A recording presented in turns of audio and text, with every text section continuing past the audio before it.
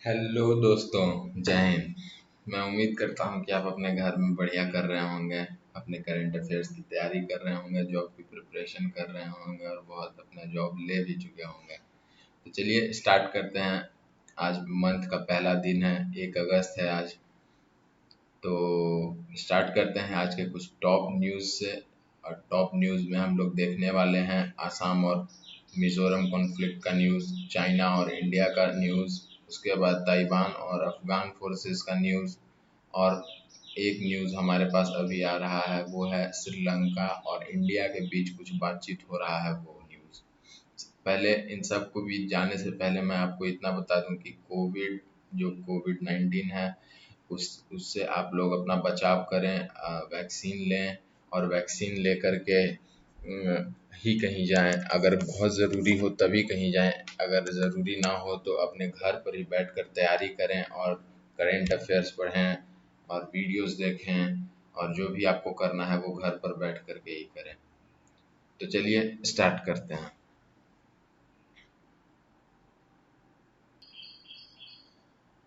अभी जो हमारे पास ये टॉप न्यूज़ है द हिंदू पेज का, पेज नंबर 1 में, वो है Assam CM wants neutral probe into border clash. ये तो सभी को पता है कि असम और मिजोरम के बीच में बॉर्डर क्लैश हो गया है, मतलब वॉयलेंट क्लैश हुआ है। बट इन सब के बीच में मिजोरम में असम के सीएम मिस्टर शर्मा के अगेंस्ट में एक कंप्लेन भी दर्ज हुआ है। ठीक है, और वो कंप्लेन ये बताता है कि जो मिस्टर शर्मा हैं वो इस वॉयलेंट मतलब इस बॉर्डर क्लैश में इन्वॉल्व हैं, और उनके खिलाफ ये अगेंस्ट जो मतलब इनके खिलाफ जो ये एफआईआर हुआ है उसमें और भी बताता है, मतलब जो चार्जेस लगे हैं वो चार्जेस लगे हैं मर्डर के, क्रिमिनल कॉन्स्पिरेसी के। और ये कहाँ हुआ है तो ये मिजोरम के वेरेंटेज स्टेशन में ये उनके खिलाफ एक एफआईआर दर्ज किया गया है।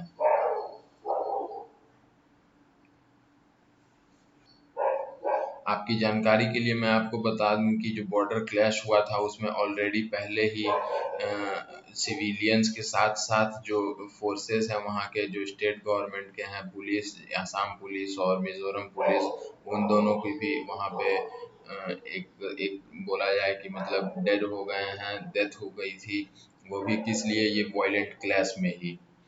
आपको एक चीज़ और बता दूं, अभी जो एक न्यूज़ है वो जम्मू एंड कश्मीर से, कि पुलवामा का जो मास्टरमाइंड है वो मारा गया है। और पुलवामा का मास्टरमाइंड ये दो जैश ए मोहम्मद का जो जैश ए मोहम्मद का मिलिटेंट था वो था मोहम्मद इस्लाम अलवी। ये था पुलवामा का मास्टरमाइंड। आपको बता दें कि पुलवामा इंडिया में 2018 में हुआ था, और उसके बाद में ही उरी का अटैक हुआ था इंडिया का, मतलब एक एज अ आंसर पुलवामा के लिए।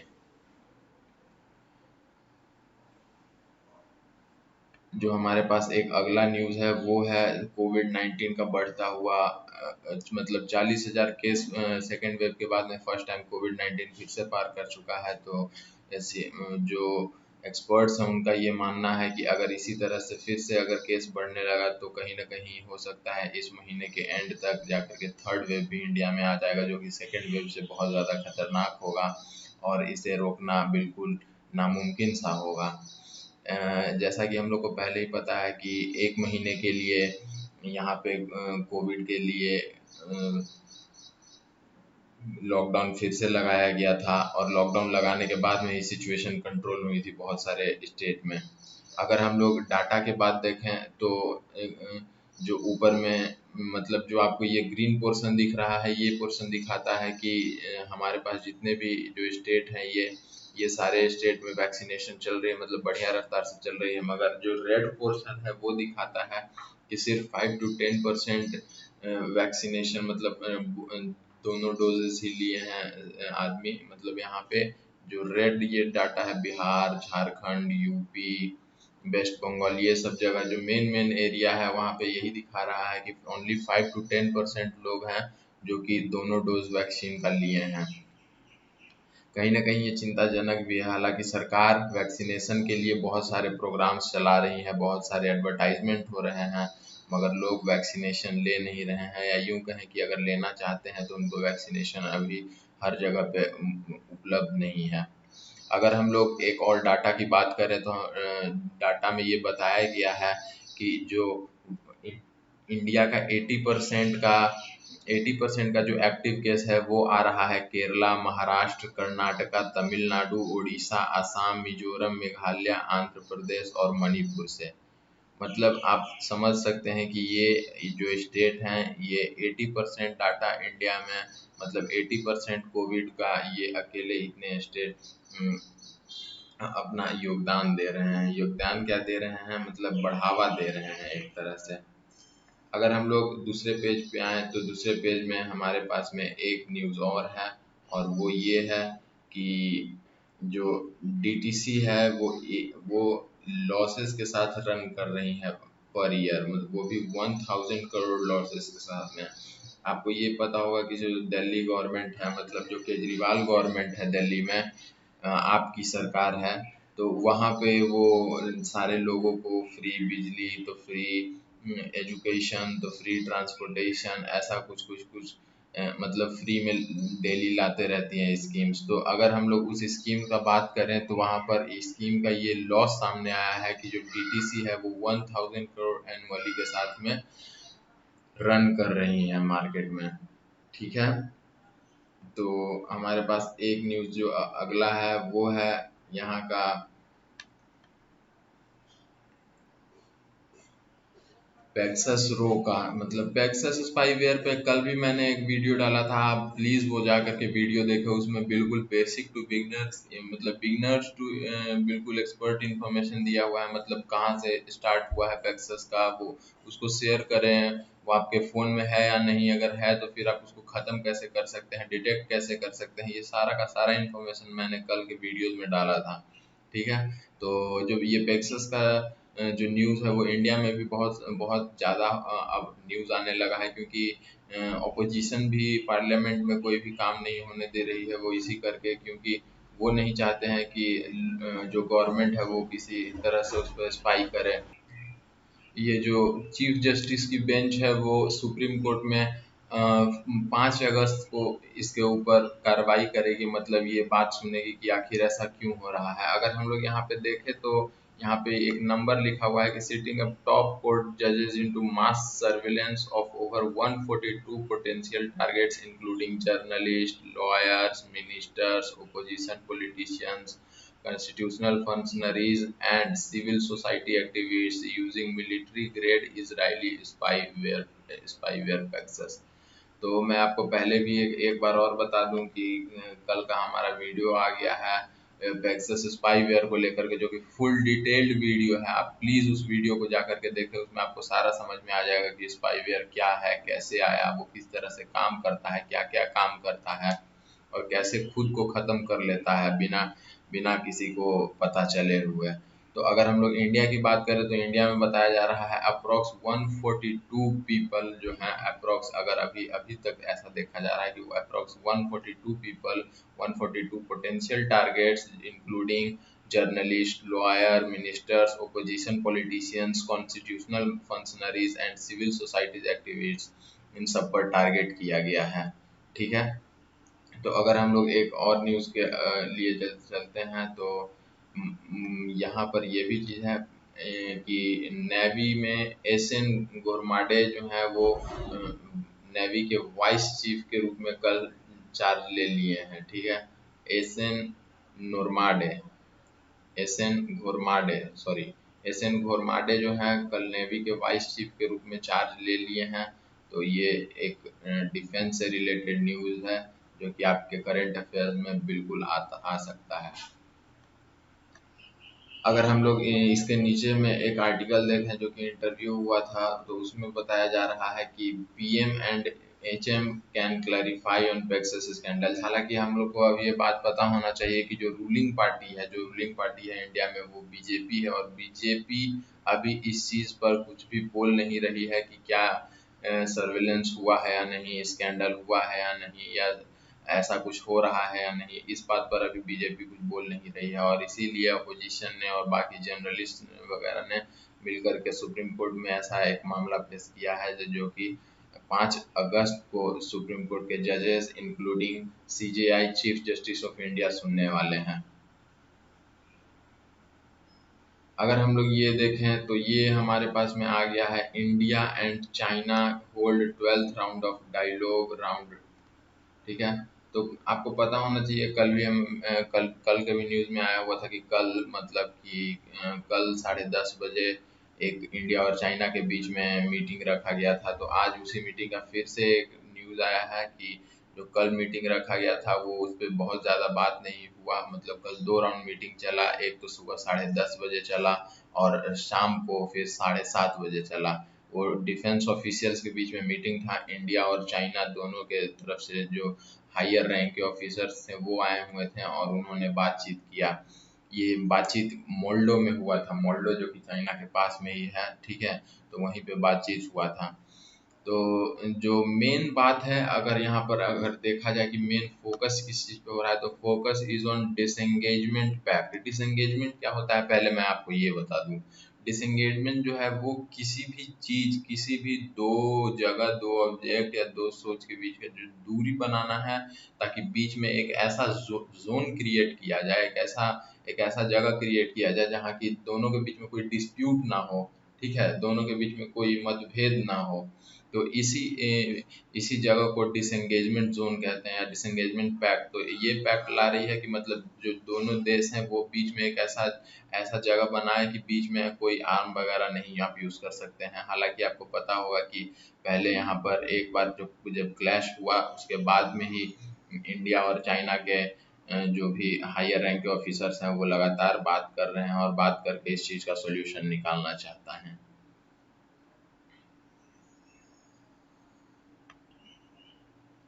जो हमारे पास रिलेशनशिप इन श्रीलंका और इंडिया के रिलेशनशिप की बात हो रही थी, मैंने स्टार्टिंग में ही बताया था कि ये भी आज का हेडलाइन है, इसको कवर करने वाले हैं। वो ये है कि जो श्रीलंका और इंडिया है वो वापस से अपना रिश्ता को सही करना चाहता है, जो कि लॉकडाउन और लॉकडाउन से पहले मतलब लॉकडाउन के मतलब बीच में वो खराब हो गया था। वो इसीलिए हुआ था क्योंकि जो श्रीलंका है वो कुछ ट्रीटीज जो भी होता है किसी दो कंट्री के बीच में, जो भी समझौता होता है उस चीज़ पर वो कैंसिल कर दिया था। यहाँ पे लिखा गया है, अगर स्टार्टिंग हेडलाइन की बात करें तो लिखा हुआ है, after after month of strain over a number of issues including cancelled port project Colombo, Sri Lanka is preparing to send its high commissioner designation to New Delhi along with a roadmap to restore ties that includes resolving fishermen issues, building connectivity, trade and investment, as well as promoting religious links, Buddhist exchange, and handling over a sacred Sita temple stone from Sri Lanka for the purpose of Ram temple in Ayodhya। तो ये एक बहुत बड़ा और बहुत important role play कर सकता है, क्योंकि आपको पता है कि श्रीलंका हमारा नेबरिंग कंट्री है और नेबरिंग कंट्री में अगर कुछ होता है, अगर मतलब वहाँ पे कोई प्रॉब्लम होती है तो इंडिया हमेशा ही अपने नेबरिंग कंट्री का हेल्प करते नजर आया है। चाहे बात नेपाल की हो, चाहे बात श्रीलंका की हो, भूटान की हो, म्यांमार की हो, अगर बात कहीं की भी हो तो वो अपने नेबरिंग कंट्री को हमेशा ये मौका देता है भारत की वो उसका हेल्प कर सके। तो जो भारत है वो पहले ही श्रीलंका में इन्वेस्टमेंट भी कर चुका है। और अगर यहाँ पे जो मेन बात देखें कि श्रीलंका यहाँ पर जो इन प्रोजेक्ट था वो पोर्ट का प्रोजेक्ट, तो पोर्ट का प्रोजेक्ट कैंसिल हो गया था लॉकडाउन के बीच में। उसके बाद में जो मेन मेन जो टॉपिक है जिसपे की बात हो सकता है वो है हमारा एक ऐसा रोड मैप तैयार करने के लिए जिसमें कि जो फिशरमैन है, फिशरमैन की अगर मैं बात बताऊं कि जो तमिलनाडु के फिशरमैन है वो श्रीलंका के पास में जो एरिया होता है वो एरिया कवर करते हैं। ठीक है। तो तमिलनाडु के जो फिशरमैन उस बॉर्डर एरिया में जाते हैं तो कई बार ऐसा होता है कि वो बाई चांस गलती से वो श्रीलंकन बॉर्डर में घुस जाते हैं, तो वहाँ पर उन्हें कैद कर लिया जाता है। तो कहीं ना कहीं ये भी एक मेजर इश्यू है वहाँ के लिए। तो यहाँ पर ये भी बताया गया है कि जो फिशरमैन का जो प्रॉब्लम है, इशू है, उसको भी बनाया जाएगा। बिल्डिंग कनेक्टिविटी, दोनों देशों के बीच में कनेक्टिविटी तैयार करेंगे इन्वेस्टमेंट के लिए, ट्रेड के लिए, सब चीज़ के लिए। और इसके साथ साथ बिजनेस और इन्वेस्टमेंट के साथ साथ जो हमारा रिलीजियस प्रोस्पेक्ट है, रिलीजियस व्यू है, जैसे बुद्धिस्ट एक्सचेंज हो गया, उसके बाद जो सीता टेम्पल स्टोन है वहाँ श्रीलंका में, वहाँ से अपना स्टोन भेजेंगे ये श्रीलंका के जो पीएम हो गए या प्रेसिडेंट हो गए, वहाँ पे जो गवर्नमेंट हो गई वो वहाँ से स्टोन भेजेंगे। किस लिए भेजेंगे? तो जो अयोध्या में राम मंदिर बन रहा है, राम मंदिर का निर्माण हो रहा है, उस राम मंदिर के निर्माण के लिए भेजेंगे। ठीक है। अगर हम एक रिपोर्ट देखें तो according to the formal proposal presented to Sri Lankan president Gotabaya Rajapaksa, which the Hindu has seen, the roadmap will just help bridge the growing trust deficit. तो अगर हम लोग कहीं ना कहीं बात करें तो ये जो पहले का जो ट्रस्ट हम लोग का खो चुका है बीच में, उन सब वो सब को वापस से बिल्ड करेगा। ये आप एक फोटो देख सकते हैं, ये जो फाइल फोटो लगा हुआ है ये है श्रीलंकन प्रेसिडेंट गोटाबिया राजपक्सा का। ये प्रेसिडेंट नरेंद्र मोदी के साथ में है और वहाँ पे प्रेसिडेंट रामनाथ कोविंद भी पीछे आपको नजर आ रहे हैं।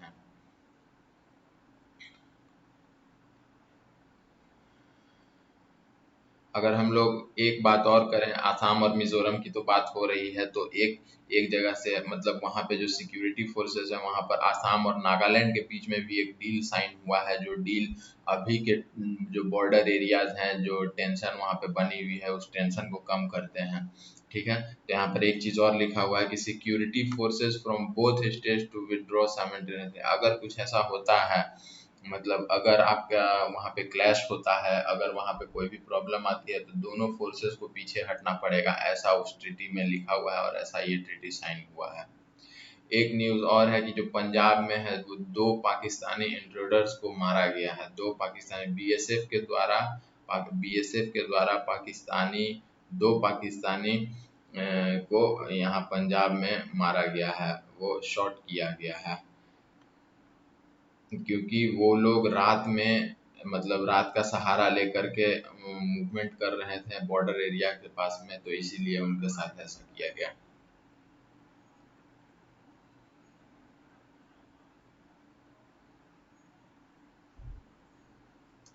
अगर हम लोग आगे और न्यूज़ पे जाएं तो आगे मतलब बहुत ज़्यादा इम्पोर्टेंट न्यूज़ तो नहीं है, पर जो मेन न्यूज़ एक और यहाँ पे सामने आ रहा है वो इंटरनेशनली, वो है तालिबान का। तालिबान और अफगान का न्यूज़ अभी आपको भी पता है कि इंडिया इस चीज़ पर बहुत ज़्यादा फोकस कर रहा है ताकि वहाँ पे पीस आ जाए। अमेरिका फोकस कर रहा है ताकि वहाँ पे पीस आ जाए। बट कहीं ना कहीं जो तालिबान है, तालिबान आपको पता होगा कि एक ऐसी ऑर्गेनाइजेशन है जो हमेशा ही वायलेंट का सहारा लेकर के रूल करना चाहती है और वायलेंट को ही सब कुछ मानती है। तो उसी तरह से हम देख सकते हैं कि जो अफगानिस्तान है वहाँ पे तालिबान और अफगान फोर्सेस के बीच में क्लैश हुआ है। ठीक है। तो ये क्लैश अभी किस लिए हुआ है ये भी आपको पता है। दोनों अपना अपना पावर वहाँ पे इकट्ठा करना चाहते हैं, दोनों अपने पावर में रहना चाहते हैं और इसी को लेकर के वहाँ पे क्लैश हो रहा है। This comes a day after a police guard was killed when UN compound came under grenade attack। तो ये इसलिए हुआ क्योंकि एक पुलिस का जवान जो था वो मारा गया था जब यूएन वाले यहाँ पे आए हुए थे और ग्रेनेड अटैक हो गया था उसके बाद में। ठीक है। तो ये जो फाइट है अफगानिस्तान में वो आज से नहीं हो रही है, ये फाइट बहुत पहले से ही हो रही है। इवन यहाँ पर यूएन ने मतलब अमेरिका ने भी यहाँ पर शिरकत किया। अमेरिका भी यहाँ पर आकर के बोला कि आप ऐसा फाइट नहीं करो, वो भी यहाँ पर बहुत समय तक रहा। बट अब जो है वो अमेरिका भी यहाँ से जाना चाहता है क्योंकि उसका बहुत सारा पैसा और बहुत सारे लोग आर्म्स सब चीज़ यहाँ पे लगा हुआ है, तो वो इस चीज़ से अब हटना चाहता है और चाहता है कि अफगानिस्तान में वापस से सब कुछ ठीक हो जाए। बट कहीं ना कहीं तालिबान और अफगानी फोर्स दोनों के बीच में ये क्लैश हो रहा है जो कि बहुत सही नहीं है। और मैं आपको जानकारी के लिए बता दूं कि इंडिया ने अफगानिस्तान में $3 बिलियन का इन्वेस्टमेंट कर रखा है और इसीलिए इंडिया भी इस बारे में कंसर्न है कि अगर यहाँ पे सिचुएशन नॉर्मल नहीं होता है, अगर कोई स्टेबल गवर्नमेंट नहीं आता है, स्टेबल पॉलिसीज नहीं आता है, तो उसका पूरा का पूरा 3 बिलियन डूबने का बिल्कुल ऐसा सामने नजर आ रहा है।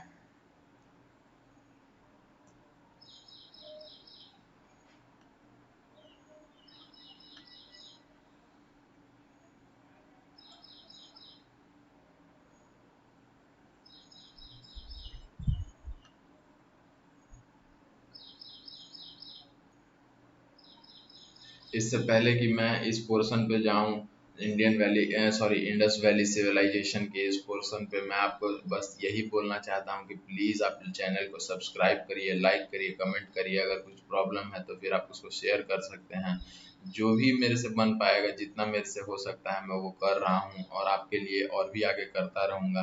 तो प्लीज़ अगर कुछ आपको प्रॉब्लम आ रहा है तो आप मुझे बताइए और चैनल को सब्सक्राइब और लाइक शेयर ज़रूर करिए। अगर हम लोग यहाँ पर देखें तो धोलवीरा जो है वो यूनेस्को ने अभी कुछ दिन पहले ही इंडस वैली सिविलाइजेशन के इस पोर्शन को जो हड़प्पन सिटी में था वो इसको जो वर्ल्ड हेरिटेज का टैग दे दिया है। तो इसके लिए भी यहाँ पर एक बहुत बढ़िया एक आर्टिकल आया हुआ है, जिस आर्टिकल में इसका स्टार्टिंग मतलब जो हिस्ट्री है, हिस्ट्री से लेकर के अभी तक का सारा पोर्शन को इसमें डाला गया है, जिसमें कि बताया गया है कि अब यहाँ पे एक बढ़िया सा एक सिस्टम बनेगा, मतलब एक प्लान स्ट्रीट बनेगा, वाटर सिस्टम, आर्किटेक्चर, यहाँ पे A to Z व्यवस्था होगा, ऐसा बताया जा रहा है। अगर हम लोग इस बारे में और देखें तो हम लोग को पता होना चाहिए कि इधर से हम लोग का ट्रेड होता था, ओमान का, पेंसुलिया वगैरह का सब चीज़ का ट्रेड होता था। और ये जो धोलवीरा है ये बहुत बढ़िया एग्जाम्पल है किस चीज़ का, तो मैथमेटिकल प्रिसीजन का, both in arithmetic and geometry. ऐसा हमारे जो एक एक्सपर्ट हैं डॉक्टर वेस्ट वो बोलते हैं।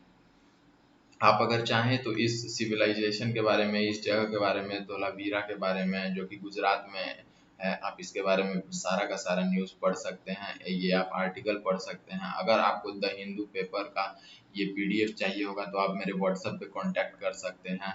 तो प्लीज़ आप चैनल को सब्सक्राइब करिए, शेयर करिए, कमेंट करिए और अपना प्यार बरसाइए। Thank you.